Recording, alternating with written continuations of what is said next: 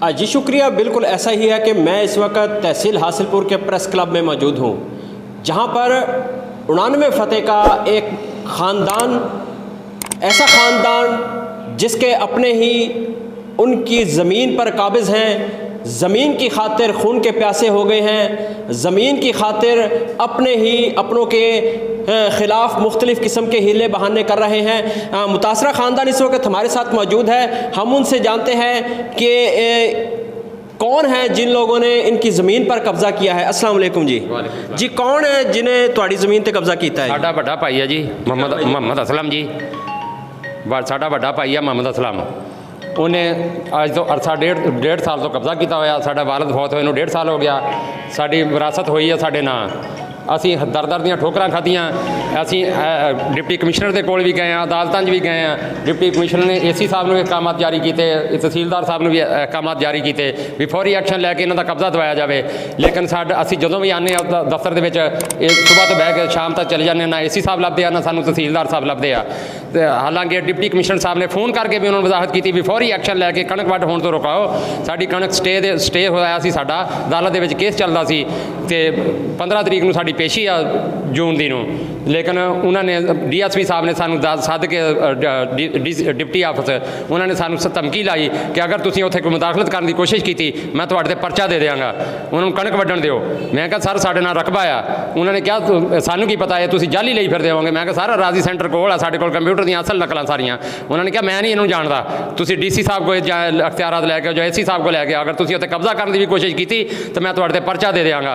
असीं DC office चले गए हैं तो मगरों साढ़े 4 तरीक को असी कणक वढ़ाती। सानू घरों पिछों फोन किया जो DC आफिस असीं गए सी, उत्थे जनाब भी कणक वढ़ होण लग पई। असीं DC साहब नूं दस्सिया, DC साहब ने जनाब AC साहब नूं फौरन फोन किया। AC साहब ने कहा जी मेरा हल्का नहीं गा, जवेद गिल का हल्का आ। जवेद गिल साहब ने जनाब नूं फोन किया दोबारा DC साहब ने भी फौरन एक्शन लै, तेरे हल्के जा काम हो रहा भी 66 कनाल साडा रकबा है कुल साडे वालद दा, 66 कनाल 1 मरला, जिहदे विचों 44 कनाल 1 मरला जिहड़ा ना वो साढ़े 4 भैन भाइयों के नाम आ जिहड़े असीं मुतासर हाँ, जिन्होंने नहीं लभ रहा। साडी भैन बेवा आ, उसदी एक बच्ची आ 15-16 साल की। वो असीं तो चलो लोगों की मजदूरी करके खाण आए हैं, साडी भैन कित्थों खावे।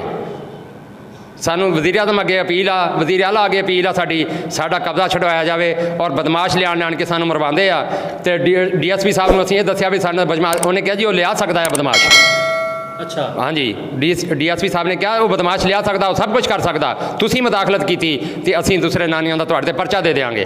तुसीं कोई तहरीरी दरखास्त दी उन्होंने खिलाफ?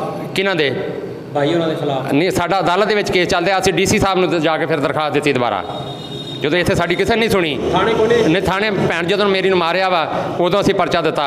फिर जो पहले दोबारा पहले कणक वड्ढण की उन्होंने कोशिश की ईद तो पहले असीं 1-5 ते कॉल की। रजाक ASI ने बदमाश भी फड़ के लिया उत्थों 3, चौथा मेरे भाई नूं फड़ के लिया, 5वां मैनू फड़ के लिया। बदमाश जिहड़े सी पैसे लैके छड्ड दित्ते रजाक ASI ने, इत्थे आण के मैनूं धमकियां भी दित्तियां भी DSP साहब के हुक्म नाल मैं वढ़ा देनी है कणक।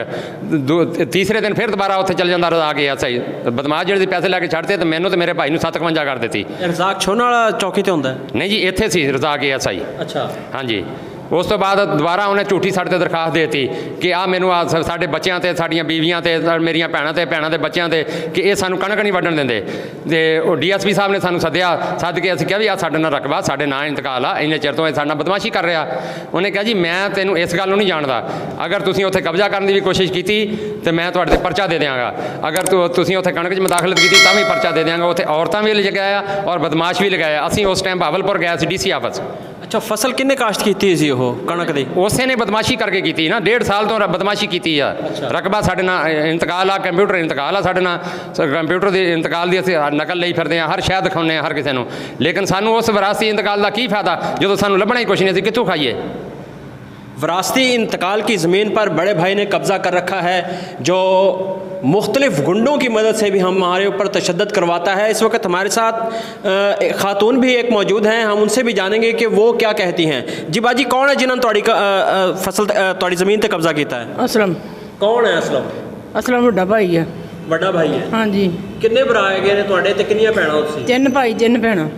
अच्छा सारी ज़मीन तो वड्डा ही काबिल? हाँ जी, सब तो वड्डा वही काबिल वा, वही ज़मीन खाई जाता, सारा कुछ खाई जाता। मैं तो बेवा औरत हाँ, 10वां साल आ मैंने बेवा औरत होई नूं एक मची। मैं अपने कित्थों खावां तो कित्थों पावां तो कित्थों पढ़ावां मैं। ਕਿੱਥੋਂ ਪੜਾਵਾਂ ਮੈਂ ਉਹਨੂੰ? ਮੇਰੇ ਕੋਲ ਕੋਈ ਖਰਚਾ ਨਹੀਂ ਹੈਗਾ ਮੇਰੇ ਵਾਸਤੇ। ਮੇਰੇ ਭਰਾ ਮਾੜਾ ਮੋਟਾ ਮੈਨੂੰ ਖਰਚਾ ਦੇ ਰਹੇ ਛੋਟੇ, ਵੱਡਾ ਕੋਈ ਨਹੀਂ ਦਿੰਦਾ। ਜੇ ਉਹਨਾਂ ਛੋਟਿਆਂ ਨੇ ਕਿਹਾ ਵੀ ਤੂੰ 10 ਮਣ ਦਾਣੇ ਦੇ, ਤੇ ਉਹਨੇ ਕਿਹਾ ਮੈਂ ਦੇਣਾ ਹੀ ਕੁਛ ਨਹੀਂ, ਤੁਸੀਂ ਦਿਓ ਖਰਚਾ ਉਹਨੂੰ। ਕੋਈ ਖਰਚਾ ਨਹੀਂ ਦੇ ਰਿਹਾ ਮੈਨੂੰ। ਮੈਂ ਕਿੱਥੋਂ ਖਾਵਾਂ ਤੇ ਕਿੱਥੋਂ ਪਹਿਨਾ? ਮੈਂ ਆਪਣੀ ਬੱਚੀ ਨੂੰ ਕਿੱਥੋਂ ਪੜਾਵਾਂ? ਤੁਹਾਡੇ ਇਸ 'ਚ ਕਿੰਨੀ ਜ਼ਮੀਨ ਆਉਂਦੀ ਹੈ ਜੀ? 7 ਕਨਾਲਾਂ ਕੁਛ ਮਰਲੇ ਆ। 7 ਕਨਾਲ ਤੁਹਾਡੇ ਹਿੱਸੇ 'ਚ ਆਉਂਦੀ ਹੈ? ਹਾਂਜੀ। ਤੇ ਕਿੰਨੇ ਅਰਸੇ ਤੋਂ ਭਾਈ ਵੱਡਾ ਕਾਬਜ਼ ਹੈ? 1.5 ਸਾਲ ਤੋਂ। ਤੁਹਾਡੇ ਵਾਲਦ ਫੌਤ ਹੋਣ ਕਿੰਨਾ ਅਰਸਾ ਹੋ ਗਿਆ? 1.5 ਸਾਲ। 1.5 ਸਾਲ ਹੋ ਗਿਆ। ਹਾਂਜੀ। ਮੇਰਾ ਬਾਪ ਮੈਨੂੰ ਆਪਣੇ ਕੋਲ ਲਿਆ ਸੀਗਾ ਵੀ ਉਹ ਮੈਨੂੰ ਸੰਭਾਲੂਗੀ ਤੇ ਮੇਰਾ ਹਿੱਸਾ ਜਿਹੜਾ ਮੇਰੀ ਧੀ ਖਾਈ ਜਾਊਗੀ। ਖਾਤਾ ਵੀ ਮੇਰੇ ਨਾਮ ਮੇਰੇ ਬਾਪ ਨੇ ਕਰਾਇਆ। ਅੱਛਾ। ਹਾਂਜੀ। ਤੇ ਇਹ ਤਾਂ ਵੀ ਉਹ ਵੀ ਕਹਿੰਦਾ ਮੈਂ ਹਿੱਸਾ ਲੈਣਾ, ਮੈਂ ਸਾਰਾ ਕੁਝ ਖਾਤੇ 'ਚੋਂ ਹਿੱਸਾ ਲੈਣਾ, ਮੈਂ ਹਰ ਚੀਜ਼ 'ਚੋਂ ਹਿੱਸਾ ਲੈਣਾ। ਉਹ ਵੱਡਾ ਹੀ ਕਿਸੇ ਪਾਸੇ ਨਹੀਂ ਸੂਤ ਆਉਂਦਾ ਕਿਸੇ ਪਾਸੇ ਨੂੰ।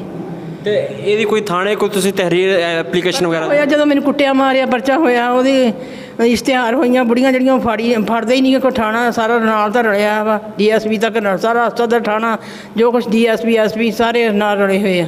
ਅੱਛਾ। ਕੋਈ ਨਹੀਂ ਫੜਦਾ ਉਹਨਾਂ ਨੂੰ। ਇਹ ਦੋ ਬੁੜੀਆਂ ਨੂੰ ਕੋਈ ਨਹੀਂ ਫੜਦਾ ਇਹਨਾਂ ਨੂੰ। ਨਹੀਂ ਕਿਸੇ ਨੇ ਜ਼ਮਾਨਤ ਵੀ ਨਹੀਂ ਕਰਵਾਈ, ਉੱਦਾਂ ਹੀ ਤੁਰੀਆਂ ਫਿਰਦੀਆਂ। ਉਹ ਪਰਚਾ ਹੋਇਆ, ਮੈਡੀਕਲ ਆਇਆ, ਸਾਰਾ ਕੁਝ ਹੋਇਆ। ਇਹਨਾਂ ਨੂੰ ਫੜਦਾ ਹੀ ਕੋਈ ਗੱਲ ਨਹੀਂ। ਜਦੋਂ ਤੁਹਾਨੂੰ ਮਾਰਿਆ ਗਿਆ, ਤਸ਼ੱਦਦ ਦਾ ਨਿਸ਼ਾਨਾ ਬਣਾਇਆ ਗਿਆ, ਤੁਹਾਡੇ ਕਿੱਥੇ ਕਿੱਥੇ ਸੱਟਾਂ ਵੱਜੀਆਂ ਸੀ? ਮੇਰੇ ਆਹ ਪੱਟ ਦੇ ਉੱਤੇ ਕੋਈ ਹੱਡੀ ਉੱਡੀ ਟੁੱਟੀ ਸੀ? ਹੱਡੀਆਂ ਟੁੱਟੀਆਂ ਆ। ਸਿਰ ਪਾਟਿਆ ਸੀ? ਨਹੀਂ, ਹੱਡੀਆਂ ਤੋੜੀਆਂ। ਅੱਛਾ। ਉਹਦੀ ਮੈਡੀਕਲ ਸਿੱਟ ਆਇਆ ਵਾ, ਸਾਰਾ ਕੁਝ ਹੀ ਉਹਦੇ 'ਤੇ ਲਿਖਿਆ ਵਾ। ਸਹੀ। ਹਾਂ, ਉਹਨਾਂ ਨੇ ਤੋਜਾ ਹੀ ਨਹੀਂ ਕੀਤੀ, ਫੜਿਆ ਹੀ ਨਹੀਂ ਉਹਨਾਂ ਨੇ। ਨਾ ਫੜਿਆ, ਨਾ ਉਹਨਾਂ ਨੂੰ ਪੇਸ਼ ਕਰਦੇ ਆ, ਨਾ ਕੁਛ ਵੀ ਨਹੀਂ ਕਰਦੇ ਉਹਨਾਂ ਨੂੰ। ਹੁਣ ਤੁਸੀਂ ਕੀ ਮੁਤਾਲਬਾ ਕਰਦੇ? ਉਹਨਾਂ ਨੂੰ ਪਕੜਨਾ ਚਾਹੀਦਾ? ਹਾਂਜੀ, ਪਕੜਨਾ। ਤੁਹਾਨੂੰ ਮਿਲਣੀ ਚਾਹੀਦੀ? ਹਾਂ, ਜ਼ਮੀਨ ਸਾਨੂੰ 4 ਭੈਣ ਭਰਾਵਾਂ ਨੂੰ ਮਿਲਣੀ ਚਾਹੀਦੀ ਆ। ਉਹਨਾਂ ਨੂੰ ਪਕੜਨਾ ਚਾਹੀਦਾ, ਪਰਚੇ ਦਾ ਕੁਛ ਉਹਦਾ ਹੱਲ ਕਰਨਾ ਚਾਹੀਦਾ। ਕਿਉਂਕਿ ਸਾਡੇ 4 ਭੈਣ ਭਰਾਵਾਂ ਨੂੰ ਹੱਕ ਮਿਲਣਾ ਚਾਹੀਦਾ ਵਾ। ਸਾਡਾ ਹੱਕ ਉਹ ਖਾਈ ਜਾਂਦਾ। 3 ਫਸਲਾਂ ਉਹਨੇ ਚੱਕ ਲਈਆਂ। ਗਾਂ ਵੀ ਕਬਜ਼ਾ ਨਹੀਂ ਦੇ ਰਿਹਾ ਸਾਨੂੰ, DSP ਨਹੀਂ ਦਿਵਾ ਰਿਹਾ ਸਾਨੂੰ। DSP ਕਹਿੰਦਾ ਤੁਸੀਂ ਜੇ ਕਬਜ਼ਾ ਕੀਤਾ ਤਾਂ ਮੈਂ ਤੁਹਾਨੂੰ ਅੰਦਰ ਕਰ ਦੇਣਾ ਪਰਚਾ ਦੇ के। हाँ जी। जी नाज़रीन, जैसा कि हमने मुतासरा ख़ानदान का मौक़िफ़ जाना, जो अपनी दुख भरी दास्तान सुनाने के लिए तहसील प्रेस क्लब हासिलपुर पहुँचे हैं, उनका यही कहना है कि हमारे बड़े भाई ने जो हमारी विरासती ज़मीन है, हमारे वालिद साहब की जानिब से जो विरासती ज़मीन है उसके ऊपर, पूरी ज़मीन के ऊपर कब्ज़ा कर रखा है। वो मुख्तलिफ़ हीले बहानों से मुख्तलिफ़ गुंडे बुलवा कर उसने हमारे ऊपर तशद्दुद भी करवाया। लेकिन इसके साथ साथ नाज़रीन मैं आपको एक और बात की वजाहत करता चलूँ कि तशद्दुद की जो होती है मेडिकल रिपोर्ट भी आ गई। मेडिकल रिपोर्ट भी आ गई और पुलिस ने उनके ऊपर FIR भी दर्ज कर ली। लेकिन अफसोस पुलिस ने ताहाल बासर मुल्ज़मान को गिरफ़्तार नहीं किया।